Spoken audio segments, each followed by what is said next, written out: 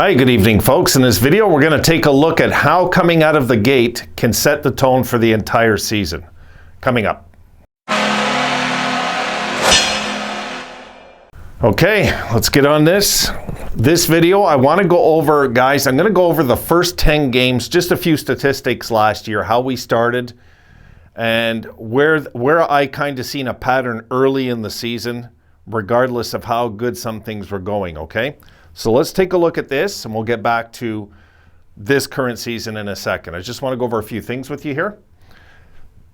I've got the wired mic on today because I forgot to charge my mics, and I can't be doing a video, and it conks out halfway. All right, so let's take a look here. The first of the 2021 first 10 games, how it went. All right, as the way we were. We started that season last year 4-4-2. I don't know how many of you remember that because it's a blur what happened, but we did start 4-4-2. The power play, as you all know, was decent last year, but it was booming early. We were 30.8%, 7th in the league at the time after the first 10 games. We had 12 power play goals, which was 3rd in the NHL. And people say, well, how can we be 3rd in goals but 7th in percentage? Very easily, we created, out of frustrating teams, more penalties. So there was more 30.8% chances, you know? So yeah, we were 7th in the league. 12 goals in those 10 games on the power play, 3rd in the league at the time. The penalty kill after 10 games was 82.6%, which is good. It was 10th in the league. Face-offs, we were 55.9. Now, here comes... Well, let's go one more. Least penalized team in the NHL, 5.5 minutes per game. So if you're at that point, you're saying, you know what, our special teams is going good. We're not taking dumb penalties. And I'm going to show you why that penalty statistic's important right here. We had 16 even strength goals versus 27 against. Yes, the first 10 games when our power play looked good, even strength, we were being outscored 27-16 in 10 games. That's more than one a game, guys. That was a -11 for 30th in the entire NHL. The only team worse than us was Ottawa. They were -15. So we were right in we were showing signs we were a bottom feeder again right there. There it is. There, for me, was the glaring stat. And if you look back at my old videos, you'll see I called it out back then. I knew it wasn't good. Eichel, Hall, and Skinner, each in 10 games each, in 30-man games, had one even strength goal between the three of them. I knew we were in trouble, even though I knew this could change either to like 5-15, or it could go to 10-6 and 8 or whatever, you know, like... But this had to change, the even strength goals, guys. The even strength goals. And if you're going to have that happen this year, okay, this is what I'm going to be watching for. And it's really what I'm going to be looking out for is how are we going to be doing in even strength goals this season. So you take a look at it, 16 even strength goals in 10 games. That's 1.6 even strength goals per game with our full team last year, with our full team. Nobody's hurt now. We're not talking jack in the neck. Nothing like that's happening yet, right? 16 goals even, 12 on the power play. Guys, we were hiding behind our power play last year. So the statistics don't lie. And of course, we collapsed and burned. Let me get this out of the way now because we don't need it anymore. I just wanted to point some of those things out to you because I know some of you have talked about when it comes down to like how good our power play looked last year. Yes, it did. But our even strength goals was killing us, okay? And if we're going to do that this year, guys, we're going to suffer this. It's going to be the same fate. It will be the same fate. Now, I'm not saying that's what's going to happen. I just want to prepare you guys for the worst because, you know, if our regular strength 5-on-5 goals goes dry, so will any wins we're having. And I don't expect the power play this year to be as boom as it was there. I don't. You know, I'm hoping just in the beginning to have the bare minimums, just to have some bare minimums like a 25, 24, 23, 24, 25% power play in the beginning till the kids get themselves together and get to know each other and see. And the penalty kill to hover around 80, 75 to 80, just hover around 25, hover around 75. If we can do that just in the beginning, and I know 75% power play sounds horrible because it's not good. But, in the beginning, I'm saying, till they get it down pat, And that's what's my concern going into this season. But I'll tell you what, after what I've just seen in the recent developments in our last few games, I've been very impressed when it comes to, I know last game we had empty net goal, we had a shorthanded goal, we had a regular strength goal, but it's the way they're going, the way they're passing, the way it looks. It just looks like it's going to be a more creative team. What happened with this team over here, we relied too much on the big names. And I'm glad we don't have them now. I am. I know there's some fans that still think we're going to be the Pits without them. Let them think what they want. It really doesn't matter, guys. It really doesn't. What matters is wins and losses. The wins and losses will dictate how good we are as a team. It's that simple. We're going to see the in-betweens as fans. We're going to notice the power play. We're going to notice the penalty killing. We're going to notice the physical play. What I didn't mention there, Risto had 35 hits in the first 10 games. There was some good things that were also going on. There was some good things. But there was also Olofsson, who didn't have a hit in the first 10 games. There was signs that it's not a team. It's just not a team. Some people are responsible physically. Some don't care at all. And, you got to have a full 60-minute game, I believe, to win in the playoffs especially. If we're going to be a playoff team, I think it's safe to say we're going to have to be more physical than our opponent to win that series. It's just the way it goes in the playoffs.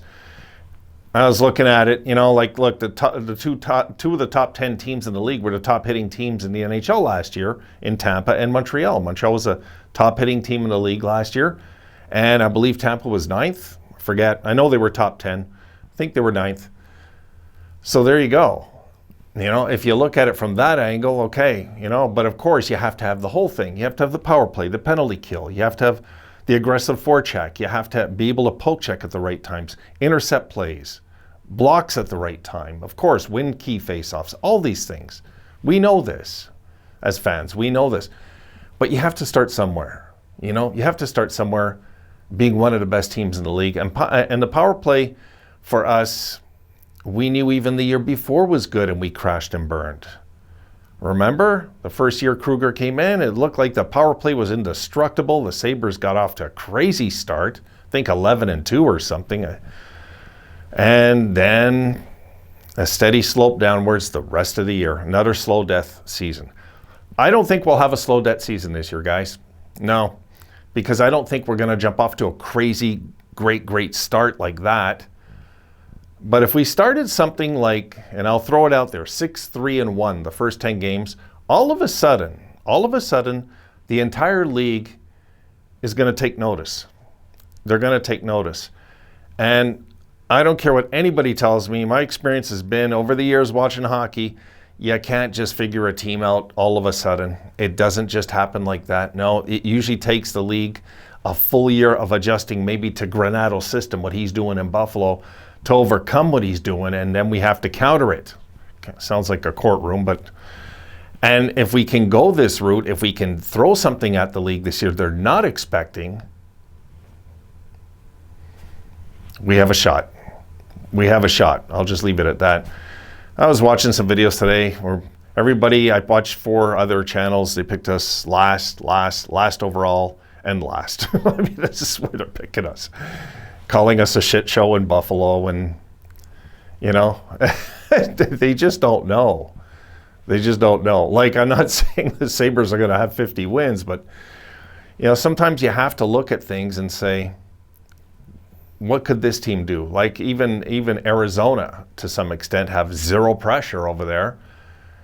And I don't know what's going on because I don't really follow Arizona, but I could tell you that there's no pressure over there to win this year. There's none. There's quite a few teams. Columbus, that's another team that could all of a sudden just cause trouble in their division. It could. You know, as long as we shit disturb and we ruin 2 or 3 teams' seasons because of their record against us during the year, I'm good with that. I am. I want us to be competitive, of course, but I want us to also have a killer instinct. And I'm going to be watching for that via the 1973 Buffalo Sabres, kind of like that. You know, actually, even before that, in our history, we had that game where Philadelphia came into Buffalo. Even though we missed the playoffs, we took out Philadelphia and we scored a goal late in seconds remaining in the game to ruin their entire season. So things like that is what I want to see. I want to see signs is what I'm going to be looking for more than record, believe it or not. It's kind of how I approach it every year. I look for the signs, you know, telltale signs of the future of this bunch. What are they really like? Are they chicken shits or do they got the guts? You know, like things, and telltale signs will appear, guys. They will appear. We'll see it. We'll see a killer instinct. Like that goal with Jurgensen's, for me, was kind of a sign we just weren't going to be denied last game. You know, like, you know, shorthanded, last minute. You know what I mean? It was kind of a dramatic time when it happened. So I look for little things, but we'll see them in flurries this year. We're going to see as the season unfolds how we are as a team. We're going to really see. So I'm really excited. I really am. I'm excited for this season because I love the fact that if we have a semi-good season to a degree, I'm not even going to go wins and losses, not just a season where everybody's kind of shocked how good we played. That's going to be fun for us because it's enough with them being picked last all the time, the worst team in hockey. I don't know, they're going to be 32nd, you know, like, you know, they got Seattle in front of us and they got all sorts of things. It's just craziness. I mean, Seattle hasn't played a game in their history and all of a sudden they're better than us. It's like, why? Because Vegas was good in their first year, so Seattle's going to be. It's like, when does it end? When does it end with us not being the bottom feeder of some opposing fans?